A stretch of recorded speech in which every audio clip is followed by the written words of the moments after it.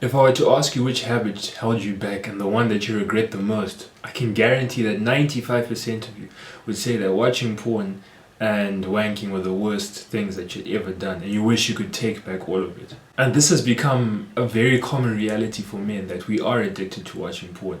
We are, or we were, addicted to watching porn, and I think every single man that I've interacted with had the same addiction at one point, or still have the same addiction. And you know what the messed up thing is, and this makes me so angry. From a young age, we were convinced that watching porn and masturbating was good for us.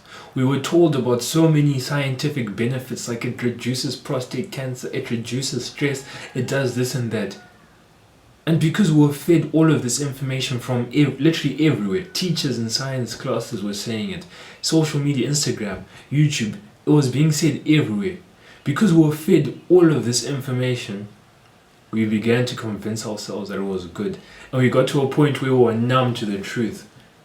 And the truth is that no matter what science says, no matter what explanation people come up with to justify doing that stuff, it will never be good. And it's probably the worst thing that you can do as a man. And subconsciously, we all knew that, okay, this was not a good act and we should stop doing it.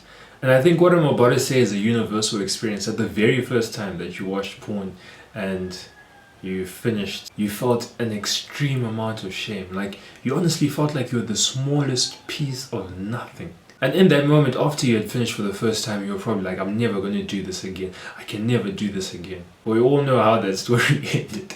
We did it again, maybe hundreds, thousands of times. And look, the science may be true. I haven't taken the time to look into the science and look into the research about if it's good to wank and watch porn.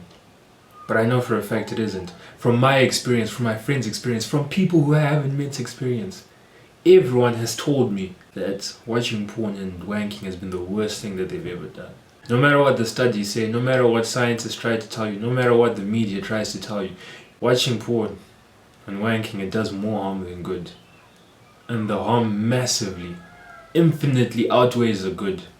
In fact, I can't even see the good that comes out of it. Maybe the feeling that you get for half a second. I think out of the physical and psychological downfalls of wanking and watching porn, I think the worst come from the psychological side. And I want you to think about this.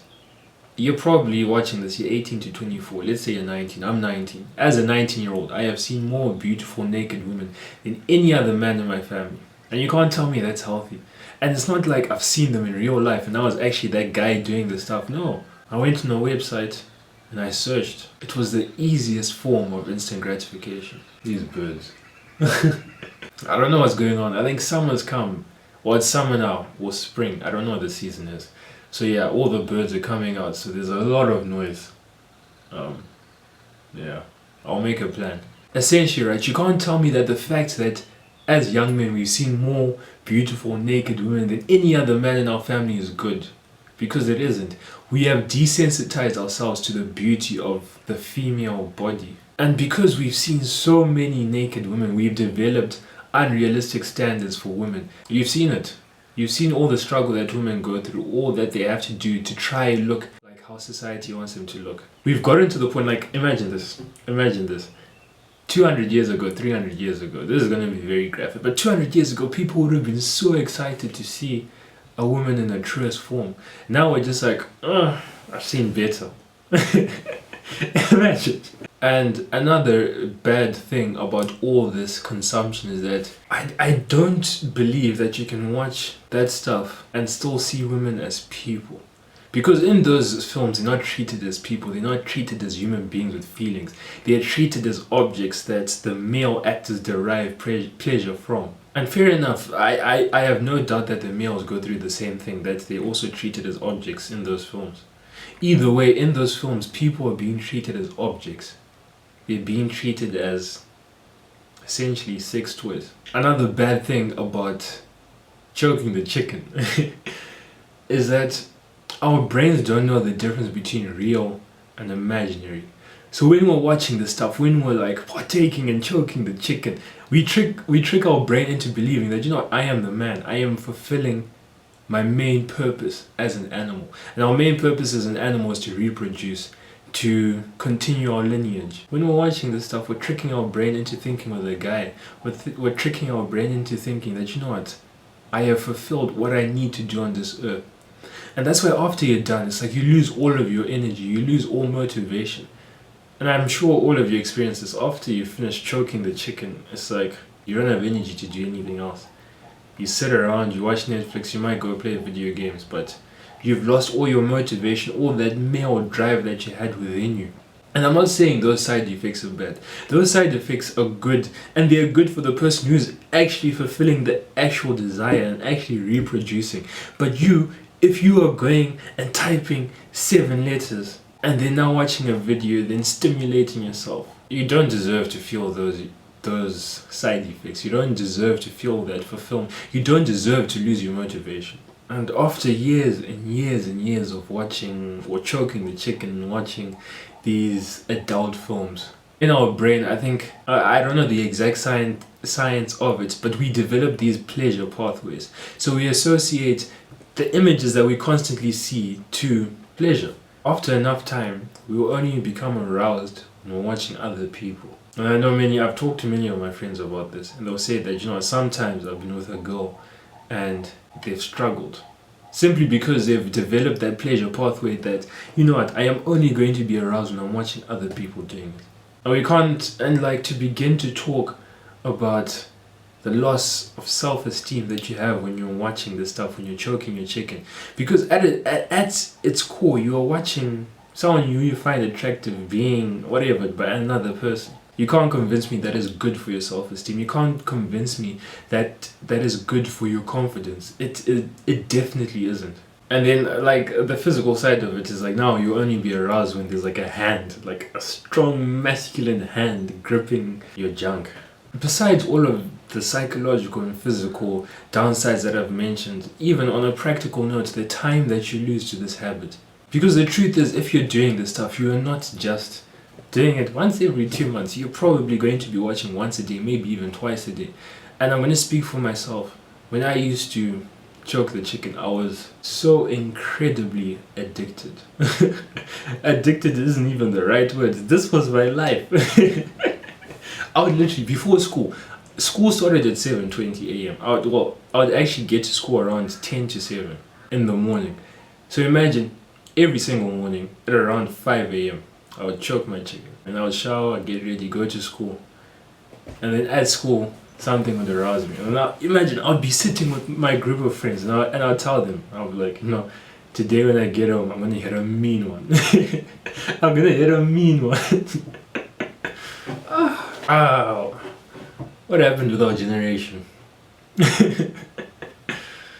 After the morning session of choking the chicken, I'll get back home and just before I slept, I'll choke the chicken again. And guess what? I wouldn't shower. I'll just wipe myself. TJ! I'll just wipe myself off and go sleep. Imagine how unhygienic that was. But I didn't care because I was satisfying my addiction. And I know for a fact I'm not the only one. When I'm talking about my past experiences, I know that other people can relate. I know that other people are probably going through the same thing with regards to my situation. All I can say is thank God that I got over this addiction. Because the amount of time I've actually saved, that is the most surprising thing for me. I've genuinely saved about 2 hours of my day. The amount of time you save is actually astronomical. If you don't care about the psychological and physical downsides, which you should care about, then at least save your time. And if you want advice on how to get over it, I think 99% of the videos that are on the internet don't help. Saying, put restrictions on your thing, saying, put whatever. Because I tried all those approaches. I put restrictions on my iPad, restrictions on my phone, and guess what? I just reset my phone. I chose to lose all of my photos, all of the content that I had on my phone so that I could start watching again. Those things don't work. The honest truth in getting over these things is that you have to ease yourself out of it. It's like you have to progressively deload. Not overload, progressively deload. How I did it, I was watching twice a day. So I told myself, you know what, I'm going to start only watching once a day. Obviously you go through that phase where it's like, I'm never watching again, and then you relapse after a week. So I decided that, you know what, I'm not that guy. I can't just suddenly go cold turkey. So I gradually decreased the amount of time I spent watching. So I went from watching twice a day to once a day to, on average, once every 2 days. And then I went to a stage where I was only watching once a week, maybe once every 2 weeks. And in this stage, I'll tell myself that, you know what, I'm not going to watch ever again. And then I'd watch after 2 weeks. And then I thought to myself, if I can go 2 weeks, and I did this, and I think it was 2 months where I'd watch, or choke the chicken, go 2 weeks without. Choke the chicken, another 2 weeks. Choke the chicken, another 2 weeks. And then, you know what, I told myself that, you know what, if I can go 2 weeks without watching, if I can go 2 weeks consistently without feeling the urge, then I can not do it forever. And then once you make the decision, and once you truly convince yourself that, you know what, I'm strong enough to overcome this addiction, that is when you will truly break free from it. And once you decide to break free from it, you're gonna have urges, you're gonna have days where you feel like it. I think it comes in waves. So for me, when I even remember this day, it was May 23, 2020. That is the last day that I choked the chicken. What happens after the stage is like, you'll be fine for like the first 2 weeks, and then you're going to go through a wave where you can honestly, all you can think about is adult films, and all you can think about is, flip, I need to do this. And then after a day or two, it subsides. And that wave comes again 3 weeks later, subsides, 4 weeks later, subsides, a month later, subsides, 2 months later, subsides. TJ! And then eventually, like, this is going to be very authentic, but I'm at the stage where I don't even think about watching. Like, to me, it's just so disgusting. Yeah, so whenever I'm aroused, I think about real women. So yeah, that's essentially how you get over it. It probably isn't the advice that you wanted, but it's the advice that you need, and it's the advice that will work. It will be hard, it will take a long time, but you have long-lasting effects. And to finish off, what I want to say is, despite everything that I've said, despite all the information and all the experiences that people have had with this stuff, you still have people saying that it's okay to watch. You still have people saying that, you know what, oh, like, I'm not gonna lie to you, if you stop watching, you're gonna get like a few weird dreams. You still have people saying that, you know, I just go wank. And I'll say this now, and I'll say this until I die. I have absolutely no respect for you if you encourage people to choke the chicken, if you encourage people to carry on watching that junk. I have no respect for you if you try to convince yourself that it's okay. Because what I hear is, you know what, it's like what you're saying is like, I'm 19 and I can't keep my hands off of myself. I can't. Like, honestly, grow up. And fair enough, if you are trying to overcome this addiction and you still fall short, you have all my respect, because you're fighting a worthy battle. And I'm proud of you for realizing that this stuff is ruining your life. TJ! That this stuff is ruining your life. So if you're currently fighting with this addiction, if you're currently trying to stop, don't listen to people who encourage you and tell you that, you know what, it's okay. Just do it once in a while. Don't listen to them. Don't let people convince you that you're being crazy for not watching and having a few weird dreams. I'm proud of you. Carry on pushing. And I promise you, the grass is greener on the other side. I know people say the grass is greener where you water it, but the grass is actually greener on the other side of overcoming this addiction. The future is brighter. You'll be able to see women as people. You'll be able to develop genuine connections with them. And most importantly, you will not be wasting 2 hours of your day, and you will not be sleeping in dirty sheets. So if anything, I urge you, get over this addiction. Try with all your effort.